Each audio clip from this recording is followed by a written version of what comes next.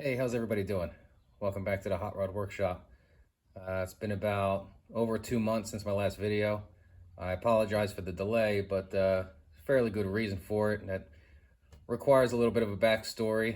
I'll try to keep this short and sweet. 2016, I was diagnosed with colorectal cancer, and I've been ran through the ringer.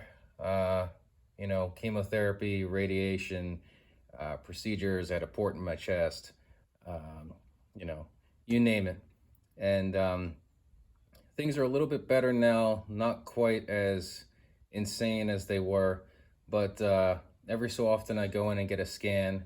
And this past scan that I received in January showed a nodule in my lung that needs to be addressed through chemotherapy.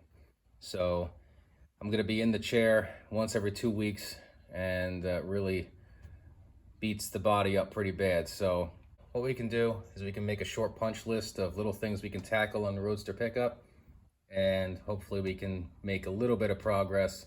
So let's get started on the steering.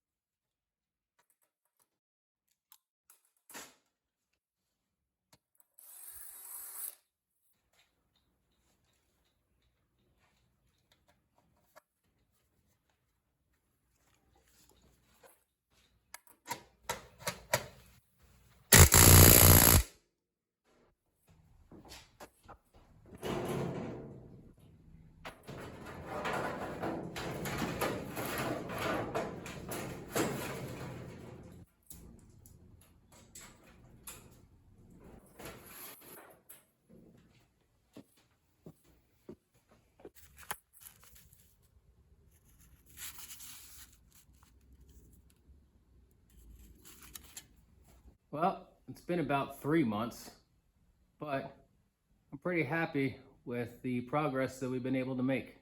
Now, it's not my greatest vision, but the steering turned out okay. We took about 8 or so inches off the column, added the stub to put our 40 Ford wheel on there, modified 2 big pieces of 4x4 angle to make this mount, and it kind of has an industrial look to it, and it puts the pitman arm in a really good position to prevent any bump steer, so this will definitely work. I just cut the original 37 drag link just to verify its operation, and everything works pretty well. Tucking in the split wishbones really was a benefit to get a little bit more turning radius out of those front wheels. Now the steering wheel setup is still kind of temporary, not 100% sold on it yet. The inside of the steering column shaft has a pin in it, and then once we're fully welded there, we machined a kind of a collar so we can fully weld both sides of that, make it plenty stout. So I made the rear shock mounts out of mounts that Speedway sent me by accident, and they worked out really nice considering they have the spacer kind of built in. So I kind of modified them to fit the rear axle, and I think they fit the car great. I guess you could say we went essential hot rod with the front shock mounts. We went with the early Ford pickup truck mounts, slightly modified for the frame, and I used 1/2-inch weld nuts. They're pretty long, they're about 1.5 inches long, so there's plenty of thread engagement there. The mount itself is fully welded, but everything else is just tacked in place for now. So while we were tackling the column situation, I went ahead and made this dash panel real quick. Kind of has a similar Auburn look to it, though I think I'm gonna make some slight modifications to the ends here. Maybe just taper them up just a hair, but still not totally sure. The dash insert is a sand cast piece made by Joel Davis, and I just threw some gauges I had laying around, and I'm kind of toying with some ideas of laying out some switches down below. Once I'm satisfied with the column and everything gets finished welded, I do want to build a structure behind this dash to do a few things. One, support the dash on the bottom end, because right now it's just supported off these extensions with 1/4-20s. And I also want to support the column with a small column drop, and also make a revision to support the fuse panel on this side. We finally got the BLC headlights properly supported. I picked up a 32 Ford 4-cylinder headlight bar. We cut the ends off, lowered them significantly on a jig, threw them on the frame to kind of get an idea of where we were, and they were pretty close to level. But when we ran the center crossbar, I was short about 1.5 inches on either side. So I actually took a piece of that 37 drag link that I cut apart for the temporary mount and machined them down and threw 1.5 inch extension on either side. Welded that in, smoothed it out, and right now that crossbar is just tacked. So eventually we'll have to take that apart and finish weld it. After that, we started tackling the truck bed. I made a frame out of thin wall, 1-inch box tubing. Started making the sides, the front, and the rear tailgate out of 18 gauge sheet metal. My brake here in the shop was a little small to handle all the bends, so I used my buddy Rob's mag brake. Unfortunately, I don't have any footage of that, but I'll try to pick up some footage of it next time when I eventually do the tailgate.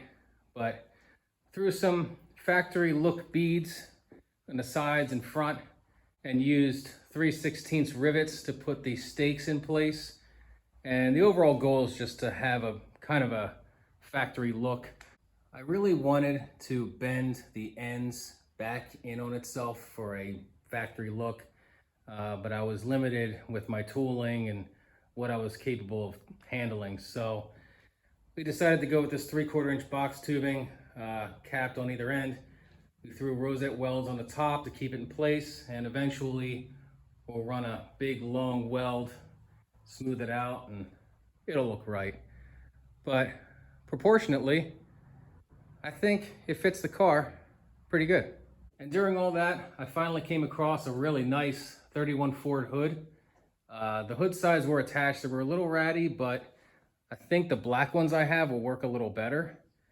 But right now it's just kind of sitting there. The bead is actually not as far off as I thought it was, so it's not going to be too much work to get this you know, properly seated. But until I get the radiator figured out, this is a project that's best suited for later. So the next steps are to get in contact with someone who can make me a drive shaft. I'm not sure if the floor in the cab is best suited for, you know, a drive shaft being flat as it is. I may need to do a transmission tunnel of sorts. So got to get the drive shaft figured out, and then I'd like to pull this radiator out and get that figured out. I think I want to cut 2 inches off of it. As you can tell, the hood line is a little on the steep side, so radiator is a little too tall. So I'd like to take about 2 inches off. And of course, I got to make revisions for the inlets and outlets for the radiator hoses. There's still a ton left to do, but we were able to tackle quite a bit of the punch list, and we got a good path going forward. I'll keep you guys posted on everything that's going on with treatment and everything like that. But until next time, thanks for watching.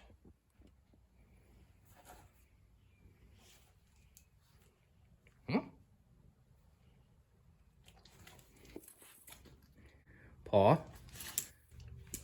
Paw. No, you gotta sit. Paw. Paw. But good boy. Good boy. There's too many.